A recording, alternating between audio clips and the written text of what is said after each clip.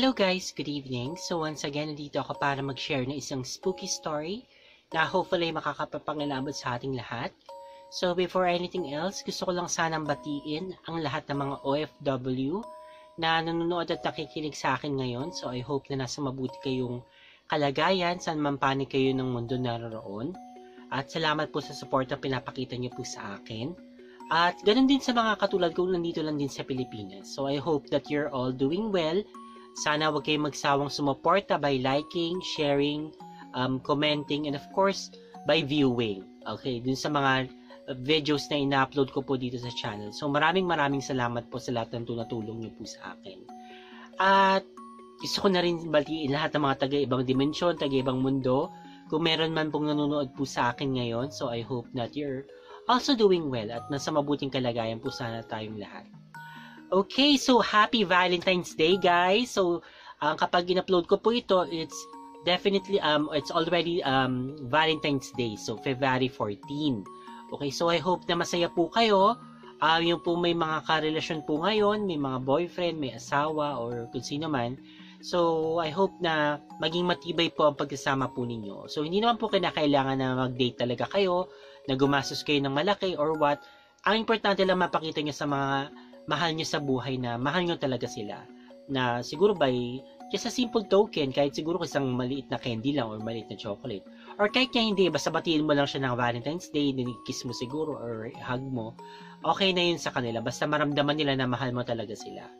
And then, yung mga katulad ko naman na single, okay, na matagal ng single, ito walang malamig ang Valentine's Day, hindi naman kailangan talaga maging malamig. So, pwede naman natin spend yung Valentine's Day with our family, with our friends, or kahit siguro mag-isa lang tayo, basta ang importante, mahal natin ang ating mga sarili. Kasi, kung tutusin yun naman ang talagang pinaka-importante na bago ka magmahal ng iba, dapat mahal mo rin ang sarili mo. Mahal mo, alam mo na mahalin yung sarili mo.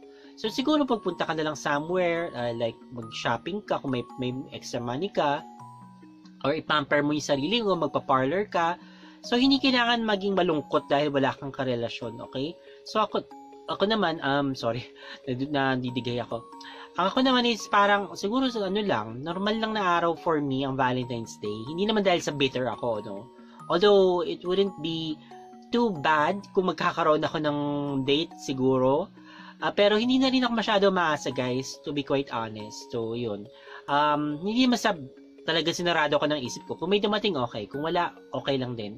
So, kasi sa edad kong to, siguro, well, hindi ko sinasabing, paano ba? Parang kinokontradict ko palagi yung sarili ko. Pero yun nga, sabi ko nga lang, kung may dumating, well and good. Kung wala, okay lang din naman. Pero ang importante is, mahal mo ang sarili mo, kompleto ka, at may mga nagmamahal pa rin naman sa'yo, yung family mo, and yung mga friends mo, etc. Okay, so wag na tayo masyadong mapalihis dahil nga paranormal channel po ito. So, let's talk about the paranormal. Okay, so, yung binigay po na kwento or binasa ko pong kwento ngayon sa gabing ito ay isa sa mga bucket list ko po talaga. Ito yung po isa sa mga hinahangad ko na mga may mag-send sa akin ng ganitong klaseng kwento. Okay? So, definitely this is a romantic love story na may paranormal na twist. Okay, definitely. So, hindi ko na masyado patatagalin tong intro. Alam kong curious na kayo kung bakit ganun yung pagkakasabi ko. Okay? Pero, yun nga, pakinggan nyo na lang, malalaman nyo kung pag narinig nyo kung ano ibig ko sabihin. So, without further ado, please sit back, relax, and enjoy. Hello, Clark. Magandang gabi sa'yo at sa lahat ng mga nakikinig sa Dolls and Spooks. Last January 2019, nung nagsimula akong sumubaybay sa mga magaganda at nakakapangilabot na mga kwentong isinasalaysay mo sa amin. Masaya ako dahil nadiskubre ko ang iyong channel at sana'y lalo pang dumami ang iyong mga subscribers. I wish you all the best. Ghost stories po sana ang balak kong ibahagi sa inyo, pero dahil may tema po kayo ngayong Valentine's Week at mga love stories ang nais basahin ni Clark sa linggong ito, itinabi ko na muna mga ghost stories na aking inihanda. Ang kwentong ibabahagi ko sa inyo ay tungkol sa love story ng dalawang tao na pinagtagpo ng kapalaran at pinaghiwalay ng trahedya. Bilang privacy, hayaan niyong baguhin ko ang mga pangalan ng mga tauhan sa kwentong ito at ilihim na lang ang eksaktong lokasyon ng mga pangyayari. Umpisahan natin ang kwento kay Fabio, isang binata na nakatira sa isang probinsya na malapit lang sa Maynila. Katatapos pa lang ni Fabio ng kolehiyo, natanggap na siya sa isang opisina. Ngunit makalipas ang isang taon na pagtatrabaho sa opisina, parang nabagot si Fabio. Gusto niyang pumunta sa ibang lugar. Gusto niyang lumayo at maging independent. Makalipas lang ang ilang buwan, nakahanap si Fabio ng trabaho sa isang malawak na taniman sa bandang norte. Anak, sigurado ka na bang gusto mo talagang lumipat ng trabaho sa norte? Malayo yun at mag-isa ka lang, sabi ng kanyang ina na si Felicidad. Opo mama, gusto ko talagang subukan na magtrabaho sa ibang lugar at maranasan na mag-isa, sagot ni Fabio. Kung hindi ka na namin mapipigilan, sige, gawin mo ang nais mo. Total, bata ka pa naman. Basta ingatan mo ang sarili mo, Fabio, sabi ng kanyang ina. Opo ma, sagot ni Fabio. Anak, huwag mong kakalimutan ng lahat ng itinuro namin sa iyo. Maging mabait ka sa pupuntahan mo at lagi kang mag-iingat.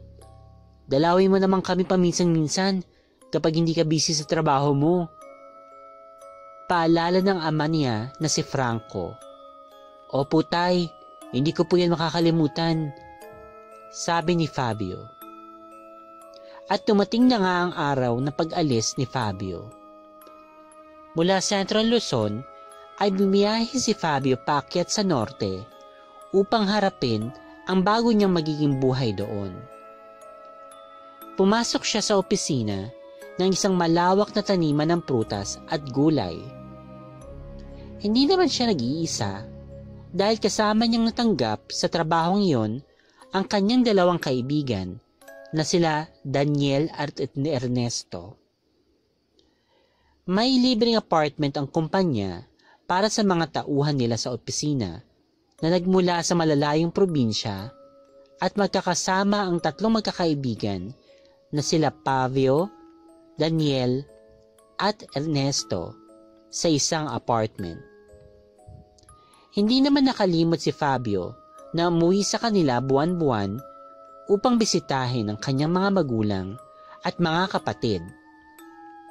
Makalipas ang 2 taon, maswerteng na-promote si Fabio bilang isang supervisor sa malawak na taniman. Iba ka talaga Fabio, iiwan mo na kami dito sa opisina, sabi ni Daniel. Oo nga, mamimiss ka na namin, dagdag pa ni Ernesto.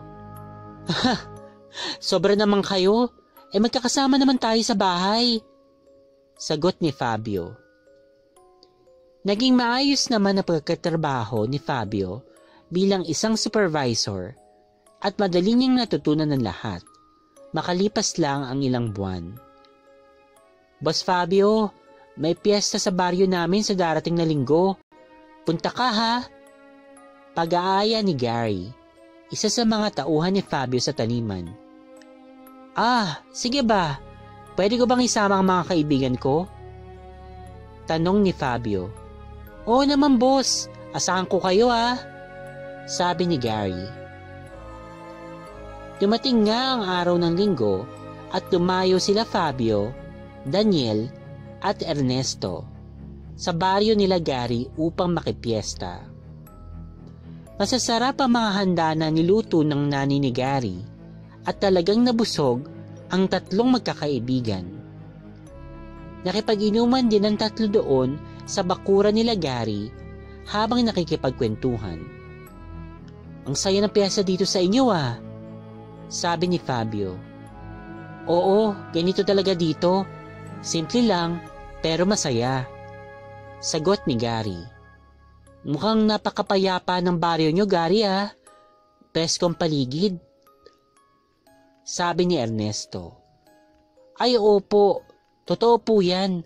Ang kaso nito mga nakarang araw, napapabalita na may aswang daw na gumagala sa gabi na kumakain sa mga hayop at may isang bata pa nga na nawawala. Kwento ni Gary. Aswang? Ang alam ko hindi na yan uso sa ganito sa norte. Tanong ni Fabio. Opo boss, hindi nga uso ang aswang dito. Kasi nito mga nakaraang taon, pakonti-konti ng balita tungkol sa mga aswang. Paliwanag ni Gary. Mukhang umakyat na nga ang ilang aswang dito sa norte ah. Sabi ni Daniel. Huwag kayong mag-alala mga boss, safe na safe pa rin dito. Siya nga pala, mamaya punta tayo sa sayawan. Sabi ni Gary. Sayawan? Anong meron doon? Tanong ni Fabio. Nandun lahat ng mga binata at dalaga sa baryo. Pwede mong isayaw ang kahit sino na dalaga na gusto mo. Minsan nga, may mga mag-asawa din doon. Pwede mo isayaw kahit asawa ng iba. Basta doon lang sa loob ng sayawan ha. Sagot ni Gary. Aba, mukhang masaya yun ah. Sa probinsya namin marami rin piyesta, pero di usong sayawan. Sabi ni Daniel. Eh di pumunta tayo at baka marami tayong makilalang babae doon. Sabi ni Ernesto, kila Fabio at Daniel. Sige mga boss, ubusin lang natin tong iniinom natin at tutungo na tayo doon sa sayawan. Sabi ni Gary. Matapos ubusin ang alak, lumakad ang 4 na binata papunta sa sayawan. Maraming mga dalaga ang nanunood at nag-aabang na isayaw sila ng mga binata. Wow! Mukhang magaganda mga babae dito ah. Sabi ni Daniel. Oo naman mga boss. Sagot ni Gary. Nakipagsayaw naman ang 4 na binata sa mga dalaga. Tuwing-tuwa ang mga babae, lalo na kila Fabio, Daniel at Ernesto na mga dayo doon. Gary, sino yun? Tanong ni Fabio, sabay turo sa isang napakagandang babae na nanunood sa sayawan. Ay, hindi ko kilala yan, boss. Baka dayo lang din dito. Ibang gayak eh. Kung gusto mong makilala, edi isayaw mo. Sagot ni Gary, sabay tulak kay Fabio. Nilapitan naman ni Fabio ang napakagandang babae. Nakasuot ito ng kulay asul na bestida at parang may konting makeup sa mukha. Miss, pwede ba kita isayaw? Tanong ni Fabio sa dalaga. Oo naman, nakangiting tugon ng dalaga. Habang nagsasayaw ang dalawa, ay nag-uusap ang mga ito. Ako nga pala si Fabio. Hi Fabio, ako naman si Clara. Taga dito ka ba, Clara? Tanong ni Fabio. Hindi, pero may bahay kami dito.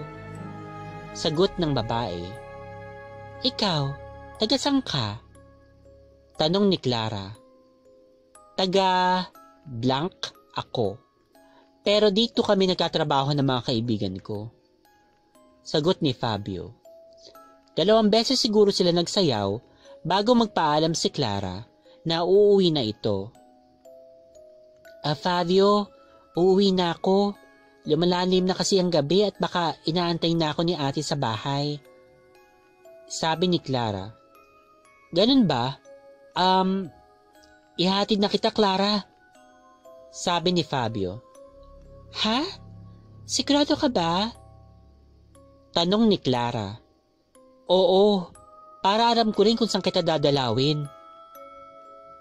Nakangiting sabi ng binata. Okay, sige ikaw ang bahala.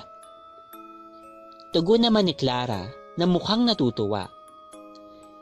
Nagpaalam si Fabio sa mga kaibigan na ihahatid niya si Clara sa kanilang bahay at ididiretso na siya ng uwi sa apartment pagkatapos. Bandang 10 p.m. na ng gabi noon at naglalakad ang dalawa sa kalsada. Napakatahimik at maraming puno. Maliwanag naman ang sikat ng bilog na buwan na sapat upang makita ang daraanan. Siya nga pala, Fabio, mag-isa ka na lang babalik pa uwi. Nag-aalala ako at baka mapaano ka. Bali-balita pa naman na may aswang daw na gumagala nitong mga nakaraang gabi. Sabi ni Clara.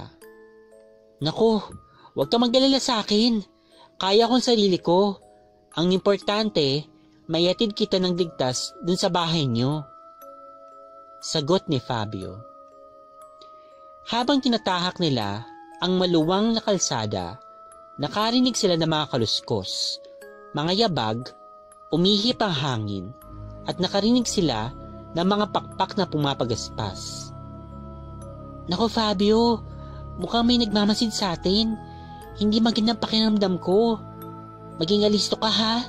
Hindi lang tayo nandito. Parang may aswang nga sa paligid. Sabi ni Clara. Huwag kang mag-alala, Clara. Proprotektahan kita.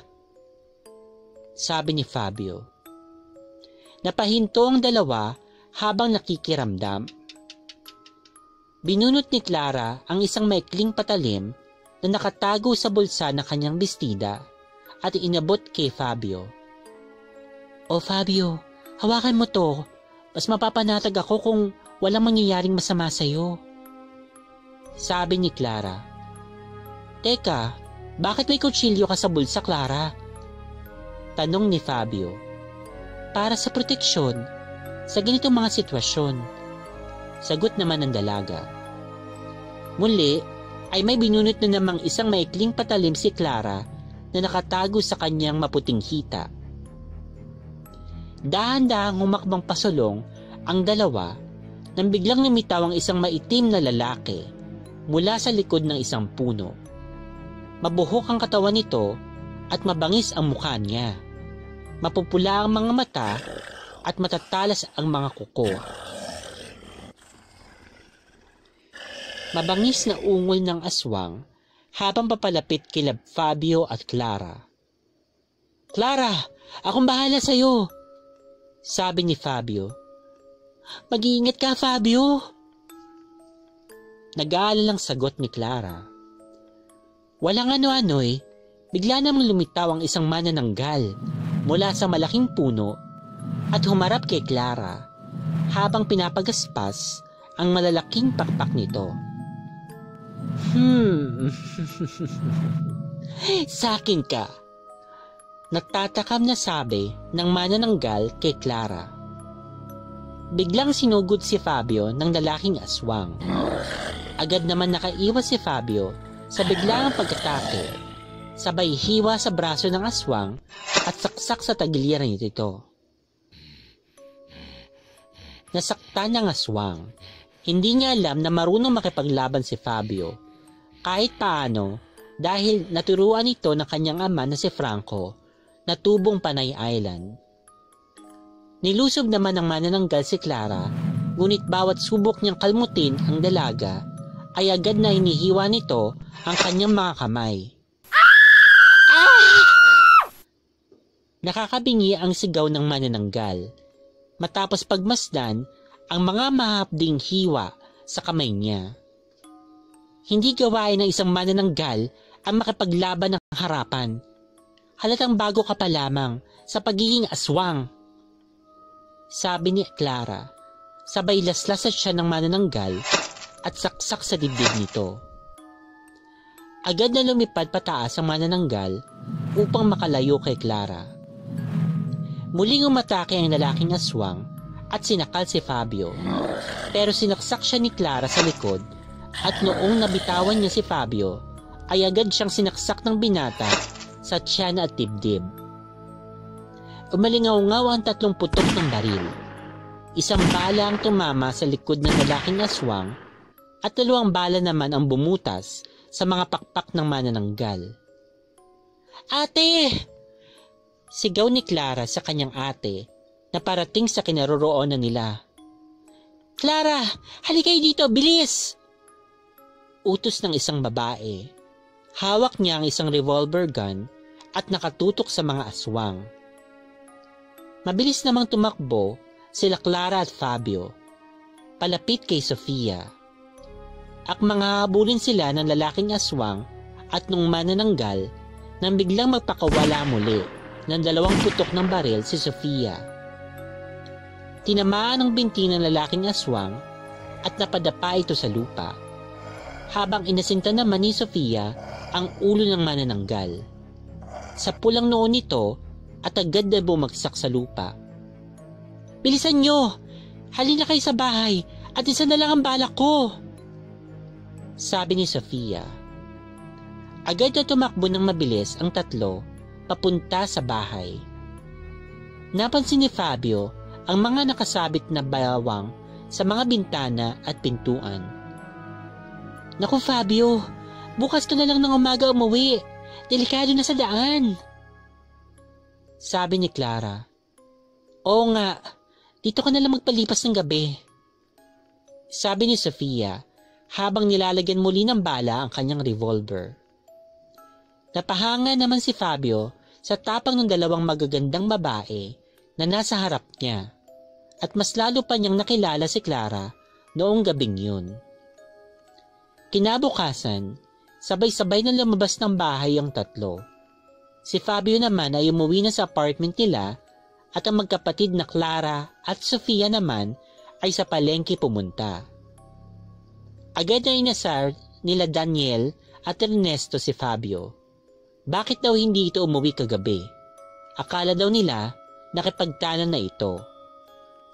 Kinuwento naman ni Fabio ang tunay na nangyari, ngunit hindi naniwala ang 2 loko. Naging madalas ang pagkikita nila Fabio at Clara, pati ang pagdalaw ni Fabio sa bahay ng dalaga. Nahulog ang loob ng dalawa sa isa't isa at naging magkasintahan. Agad rin pinakilala ni Fabio ang dalaga sa kanyang mga magulang na sila Tatay Franco at Nanay Felicidad, pati sa kanyang mga kapatid. "Iha, alam mo ang ganda ng kulay na iyong aura. Ang tingkad, masayahin kang bata, puno ka ng enerhiya," sabi ni Nanay Felicidad. "Opo Nay, masayahin nga po talaga ako," nakangiting sagot ni Clara. Naging palagay naman ang loob ng mga magulang at kapatid ni Fabio sa dalagang si Clara. "Mahal, kailan mo pala ako ipapakilala sa mga magulang mo?"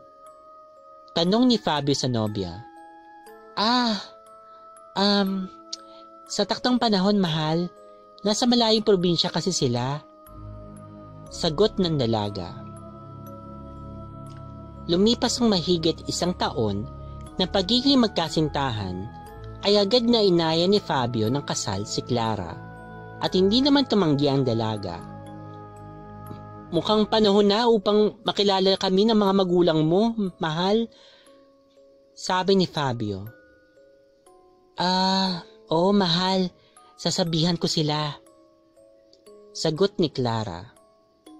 Noong gabing yon ay nag-usap sila Clara at Sofia.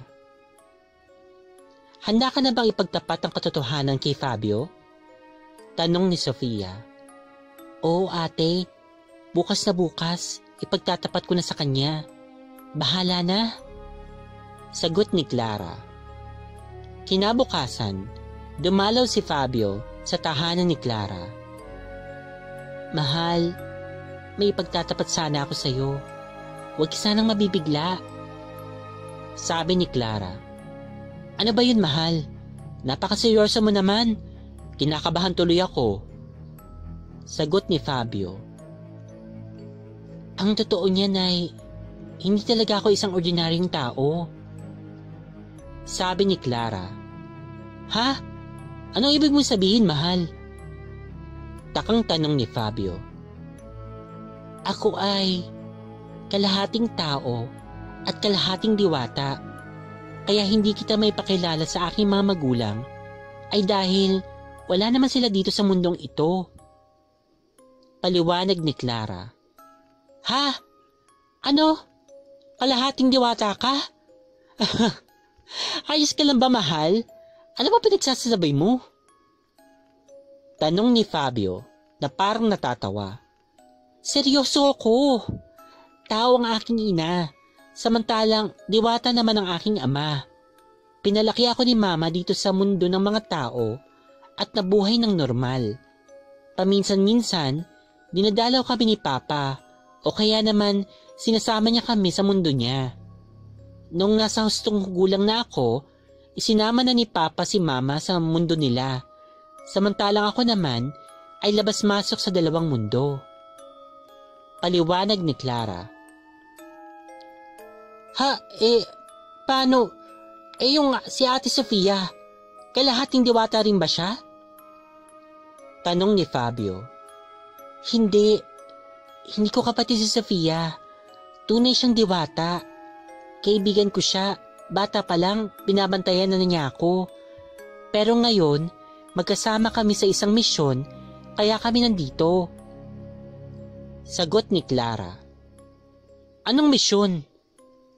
Takang tanong ni Fabio. Basta, kailangan lang namin kumalat ng mga importanteng impormasyon, kaya kami inutusan na mamalagi muna dito ng madalas. Sabi ni Clara. Alam mo mahal, hindi pa rin ako makapaniwala sa mga sinasabi mo sa akin. Nitong sagot ni Fabio. Kung handa ka, isasama kita sa aming mundo. Pagkatapos ay pag-isipan mo kung pakakasalan mo pa ako. Sabi ni Clara. O sige, ipakita mo sa akin. Sagot ni Fabio. Bago lumubog ang araw, dinala ni Clara si Fabio sa likurang bahagi ng kanyang bahay. Sa pagitan ng dalawang malalaking puno, nakita ni Fabio na nagbukas ang isang lagusan. Halika na Fabio, bilis, bago lumubog ang araw. Hinila ni Clara si Fabio papasok sa lagusan. Napapikit na lang si Fabio at pagdilat niya ay nasa ibang lugar na siya. Isang kagubatan na kakaibang itsura ng mga puno at halaman. Sa di kalayuan, may natanaw silang isang baryo. Doon ang aming tahanan, Fabio. Nandun sila inay at itay. Sabi ni Clara. Hindi naman makapagsalita si Fabio at dire-diretso lang sa paglalakad. Pinagmamasdan ng paligid. Sinalubong sila ni Sofia, pero kakaibang ganda niya ngayon. Makinang ang kanyang maputing kutis, mula ulo hanggang paa, ay wala ka masasabing hindi maganda. Kakaiba rin ang kanyang kasuotan, hindi pangkaraniwan. Pagpasok nila sa baryo, ay nakita ni Fabio ang mga tao doon. Nakangiti silang lahat sa kanya. Para bang sinasabing, welcome ka dito! Mga kalahating diwata sila, yung ibang may dugong diwata at yung ilan ay tao na asawa na mga kalahating diwata. Sabi ni Sofia.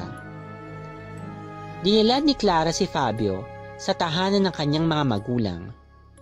Doon ay nakilala niya ang isang babae na nasa 50s na ang edad. Siya ang mama ni Clara at nakilala rin niya ang papa ni Clara, isang gwapong diwata na lalaki na mukhang 40 years old ang itsura, pero maputi at makinang ang kutis gaya ng kay Sofia. Mama, Papa, ito po si Fabio, yung kasintahan ko. Sabi ni Clara. Agad naman nagmano si Fabio sa mga magulang ng dalaga. Nakangiti ang mga ito at mukhang natutuwa naman. Siguro nalilito ka. Hindi ka pa makapaniwala. Maiintindihan mo rin ang lahat. Sabi ng mama ni Clara. Ang sabi ng anak namin, mabait ka raw iho. Kaya naman wala kaming tutol sa'yo. Pero magdesisyon ka ngayon kung matatanggap mo ang aming anak. Kung hindi, sabihin mo lang at buburahin namin siya sa iyong mga alaala. Sabi ng amang diwata ni Clara. Mahal ko pong anak ninyo at gusto ko pa rin siyang pakasalan. Sabi ni Fabio. Kung ganun ay, wala naman pala tayo magiging problema. Sagot ng ama ni Clara na nakangiti. Naghanda ng masaganang hapunan ang ina ni Clara. Naging maayos naman ang pagtanggap ng ama at ina ni Clara kay Fabio. Kinabukasan, bago tuluyang sumikat ang araw, bumalik na ulit sa lagusan sila Fabio at Clara. Lumipas ang ilang linggo at ang mga magulang na mismo ni Clara ang dumalaw sa patahanan nila Fabio, kasama ang kadalawang magkasintahan. Kinausap nila ng masinsinan sila Tatay Franco at Nanay Felicidad. Ipinagtapat din nila ang katotohanan. Ipinakita ng ama ni Clara ang kanyang tunay na anyo at hindi inaasahan ng mga magulang ni Fabio na makakakita sila ng ganong kagandang nilalang. Hindi naman inosente sila Tatay Franco at Nanay Felicidad sa mga kakaibang nilalang. Bagamat may kaunting alinlangan, ay hindi sila humadlang sa kaligayahan ng dalawang magkasintahan. Lumipas pa ang ilang buwan at natuloy na nga ang kasal nila Fabio at Clara. Nanirahan sila sa mga mundo ng tao at paminsan-minsan dumadalaw sa lupain ng mga diwata. Agad silang nabibiyayaan ng isang anak, isang sanggol na lalaki. Iha, ano ipapangalan niyo sa kanya? Tanong ni Nanay Felicidad kay Clara. Liam po. Liam ang ipapangalan namin sa kanya. Nakangiting sagot ni Clara. Naging maayos ang pagsasama nila Fabio at Clara hanggang sa dumating ang isang trahedya. Isang araw, habang ninadalaw nila ang bahay ng mga magulang ni Clara, ay bigla na lang sumalakay ang mga itim na engkanto at ilang elemento sa baryo nila Clara. Nakahanap pala ng butas ang mga itim na engkanto papasok sa lupain ng mga diwata. Ang masama pa ay malapit ang lagusan na ito sa baryo nila Clara. Nakipaglaban ng mga taga-baryo at ilang diwata kasama ng ama ni Clara at si Sofia. Bilang isang kawal na kaharian, sumali na rin sa labanan si Clara at tinutulungan naman siya ni Fabio. Ngunit napakarami ng mga kalaban at hindi pa dumarating ang tulong mula sa ibang mga kawal na diwata. Fabio, palubog na ang araw. Magbubukas na ang lagusan. Itakas mo si Liam. Siguraduhin mong hindi makakasunod sa'yo. Bilis! Iligtas mo ang anak natin. Susunod ako. Agad naman naintindihan ni Fabio ang dapat gawin. Isang kawal na diwata si Clara at hindi ito basta-basta tatakbo. Kaya't kinuha ni Fabio ang halos 2 taong gulang pa lang nilang anak na si Liam at tumakbo papunta sa lagusan. Ganon din ang ginawa ng iba. Kanya-kanyang takbo sa mga lagusan upang itakas ang mga bata at sanggol. Sofia, umalis ka na. Hindi ka pwedeng mamatay dito. Please, patayin mo ang anak ko hanggang sa lumaki siya. Kagaya ng pagbabantay mo sa akin noong bata pa ako. Sabi ng sugatang si Clara na naluluha na. Nagtamo siya ng isang malalalim na sugat na hindi agad gagaling kahit nakalahating diwata pa siya. Oo, pangako lagi kong titingnan ng anak mo. Sabi ni Sofia. Nasawi si Clara at ang kanyang amang diwata sa labanan na iyon. Nakaligtas naman ang ina ni Clara.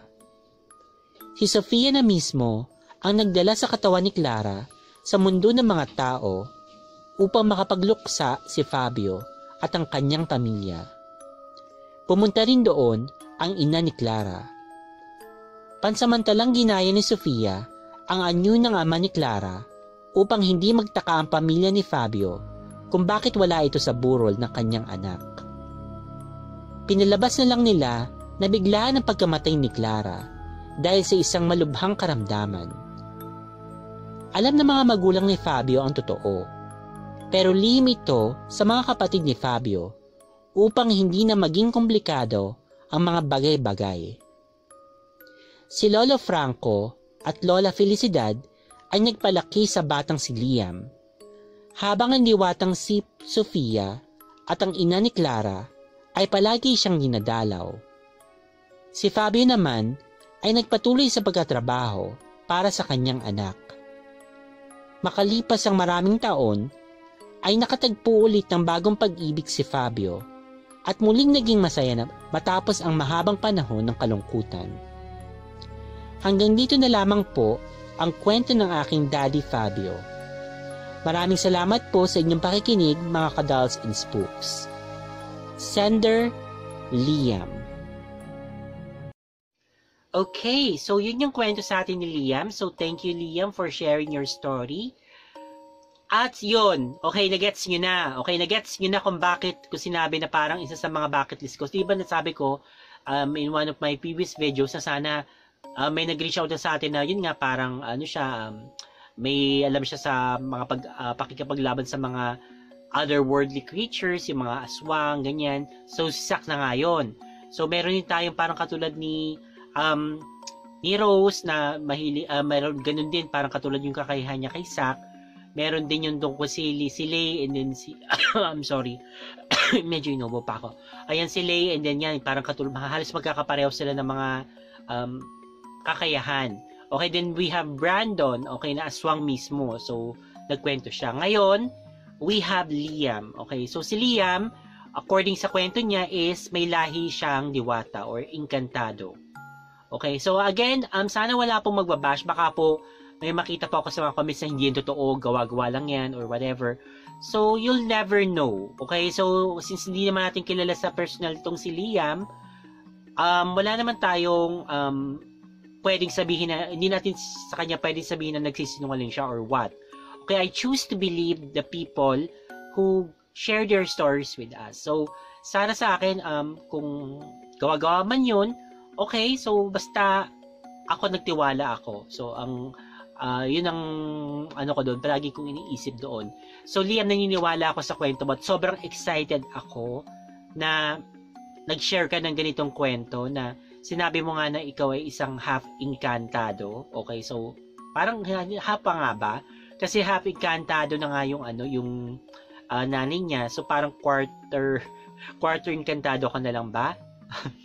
Anyway, so ayun, basta may lahi siyang diwata. Okay, hindi siya pangkaraniwang tao, meron siyang lahi. Okay. So yun, natutuwa ako dahil doon kasi finally may nakapag-share na din. So, kulang na lang tayo. So, sana may mag-come forward naman na mangkukulam naman. Okay, so, sana mag-share siya ng experiences niya bilang isang mangkukulam.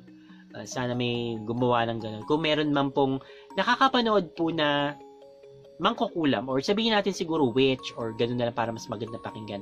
Or babaylan. Ayan, ganyan na lang. Kung meron man pong babaylan na nakikinig ngayon at nanonood dito sa channel, sana mag-share din po kayo ng mga stories po ninyo. So, sobrang welcome po yun at sobrang magiging masaya po ang lahat, I'm sure, kapag narinig po nila yung kwento ninyo. Okay, so discuss na natin yung kwento. So, tungkol yung kwento sa love story ng kanyang mga magulang. Ito nga si Fabio. Okay, love the name. So, lalaking-lalaki yung sound. And then, ito nga si, yung nanay niya. Okay, si Clara. Okay, so, parang typical na love story sa mga tao nito. Sa probinsya, yung nagkakilala sa isang sayawan o yung ganyan, yung pagsasayaw, parang piyesta.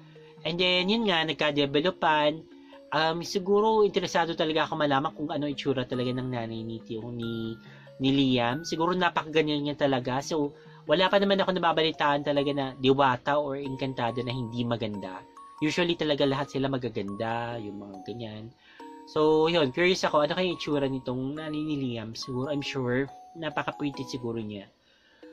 Sad nga lang, tao nito, hindi siya nagtagal kasi nga namatay siya doon sa pakikipaglaban sa mga itim na inkantado. Okay, so, I think aware din tayo na sa kanila rin kasi may mga gera-gera. Gaya lang dito, yung mga taga Mindanao, yung mga ganyan, o yung mga rebelde, okay, nakikipag-away sa atin, ganyan, yung mga iba. So, yun, may mga ganun din digmaan, hindi sila exempted, hindi sila perfect world, kumbaga. Kahit sabihin natin na medyo may pagka-magical yung place nila, still, it's not a perfect world. Meron din digmaan, siguro may mga sigalot din, or Maaari may krimen din siguro or what. Okay, we'll never know, I suppose. Unless makapag-share ka, Liam, tungkol dun sa mundo ng mga engkanto. Ang mga tanong ko pala sa'yo, nakakapunta ka ba dun sa mundo ng mga engkanto, yung gaya ng ginagawa ng mama mo? At may ka ba, may choice ka ba na makapamili kung magiging engkanto ka na lang ba talaga, doon ka na lang sa lugar ng mga engkanto, or magiging tao ka? And then, di ba alam naman natin na yung mga engkanto is takot sa asin. So, takot ka ba sa asin? Hindi ka ba kumakain ng asin or what? Or nakakakain ka pero sobrang masama ang lasa para sa'yo? So, yun. Curious ako malaman yung tungkol doon. At saka, ano pa ba? Kasi nabanggit mo na may mission yung nanay mo, kaya sila nandito sa mundo ng mga tao ni Sofia. Pero ano kaya yun? Ano kaya yung mission yun? Nalaman mo ba eventually? Or sinabi rin ba eventually? Since wala na rin naman yung gumawa ng mission. So, ayun. Ano bang ginagawa nila dito sa mundo ng mga tao? So, I'm curious to know. Sana makapagsagot. Kung hindi naman, okay lang din naman. Kung hindi talaga pwedeng ipaalam. Okay, so actually yun lang. And then sabi mo, nakapangasawa ulit itong papa mo, yung father mo, si Fabio, ng babae. So, maging mabuti naman ba itong stepmother mo? Alam ba niya na half engkanto ka, or hindi niya siguro sinabi sa kanya since magiging komplikado lang? At hindi din siguro makakatulong kung sa malalaman niya. Wala naman siya sigurong special na gagawin or kailangan i-avoid. Basta huwag ka sigurong kumain ng asin. Okay, kung bawal ka nga ba kumain ng asin, or sorry, sinisinong ako? Or what? So, ayun. So, yun lang yung mga katanungan ko actually tungkol dun sa kwento. Okay, wala na akong ibang katanungan. Sana masagot mo yun, Liam, kasi interesado talaga ako malaman. Okay, so ngayon naman po, gaya po ng palagi natin ginagawa, gawin na po natin yung shoutout. So, isa-shoutout ko po lahat po ng mga nag-comment po doon sa pinaka-recent na video ko. Yung in-upload po ni, ako yung nag-upload. Pero kwento po ito ni Zach. Okay, so shinare niya po yung kwento niya regarding mga po doon sa experiences nila ng kanyang pinsan. Okay, na si Drake. Okay, so ngayon po, babatiin ko po lahat po ng mga nag-comment po doon.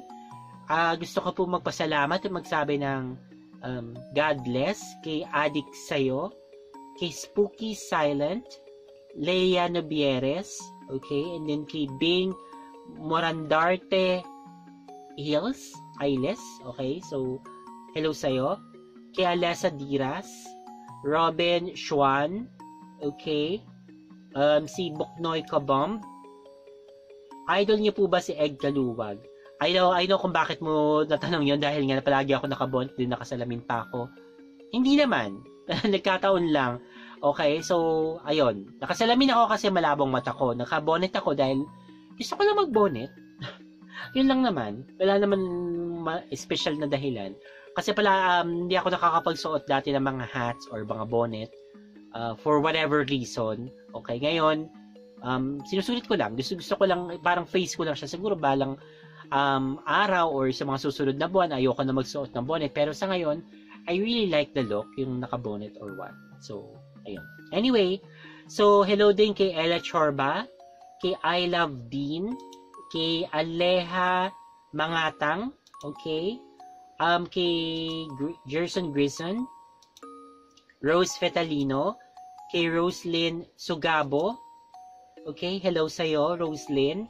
Kay Maria Georgievic, yes, I do feel better, Maria. So, welcome sa, kasi sabi niya, thank you for the story. So, welcome, yes. So, Bryish July, May Vergara, si Briar Rose, Shalid Andrake, Arlene ng Taiwan, si Mary Jane Riforgo, Vanessa Guecochea, Edrelion Lingan, okay, si Rosel Robles, Dan Del Rosario, Maria Cristina Manimbao, hello, si Pamela Hausken, Charm Gallego, Chriselle Torres, Mark Martinez, Nalin Villar, Markems Sayad, si Gail Villarreal, Jimmy Cabanes, okay, and then kay Alpha Omega, Mang Ernie Gaming, Nika May Abelgos, Si Mahok, okay, so ito medyo, Mahot Sukay Handok. Okay, ayun. Ayan, so hello sa'yo. Kay Bing Morandarte Ailes, hello ulit sa'yo. Kay Fushia Suber, Chai Itchage, at gusto rin niya ipabati ang kanyang mga anak na si Jack at saka si RR. Okay, hello sa inyo, Jack and RR. Kay Bella Rome, hello.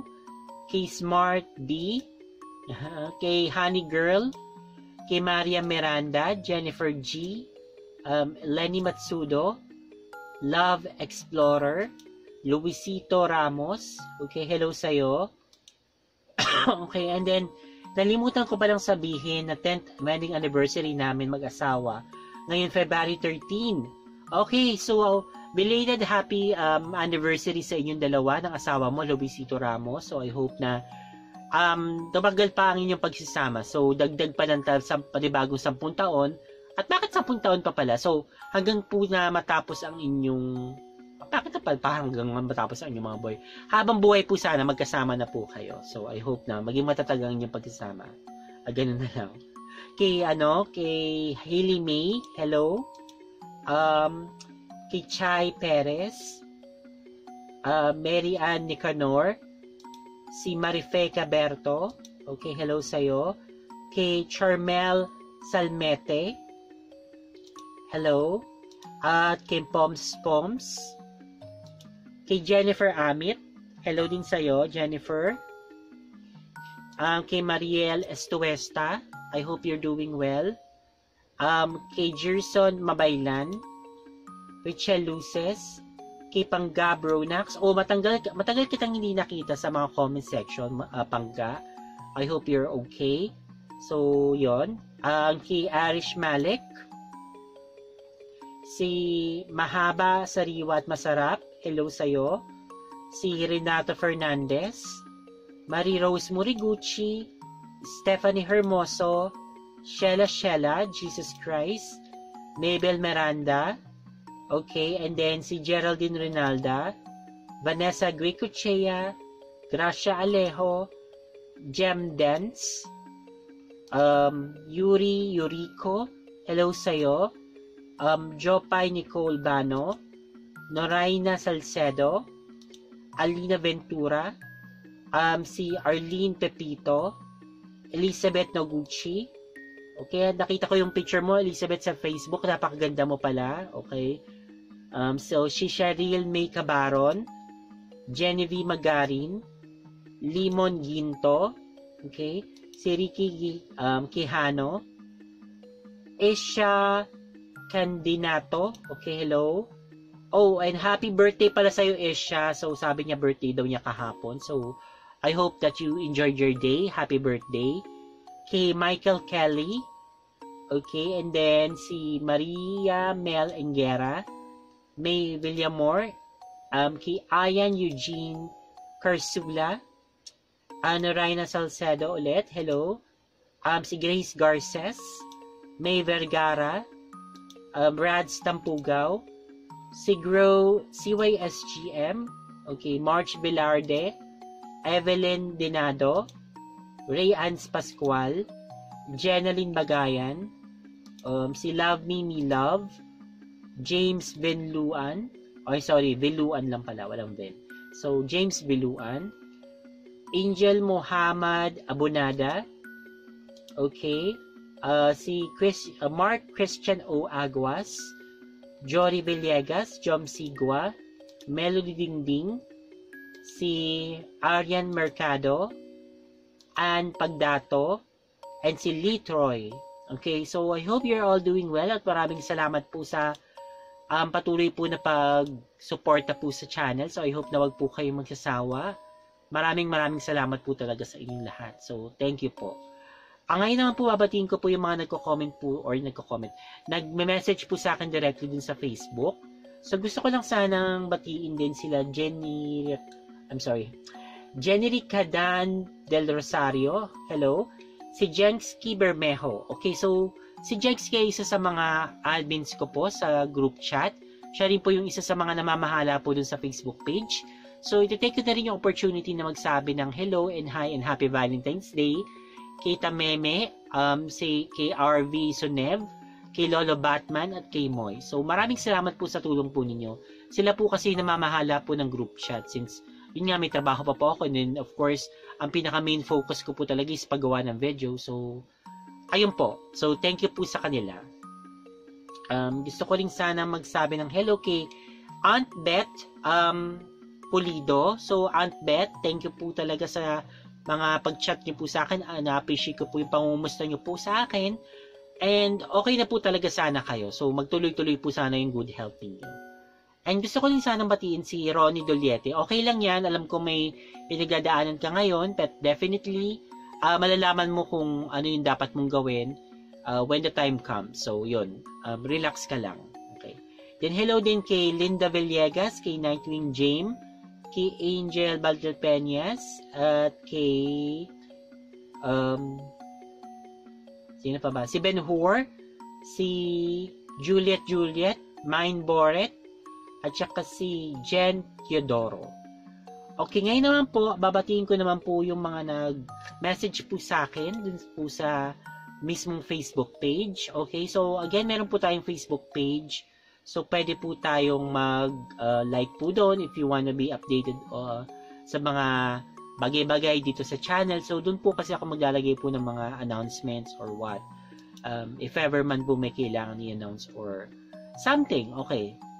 Anyway, so gusto ko pong pasalamatan po si Jeric de Chavez, si JM Alivio, Lee Joven, si Israel C. Padua, Kyle Smith Reyes, si Ray Mercado, at si Jennifer Malibay, or Malubay rather.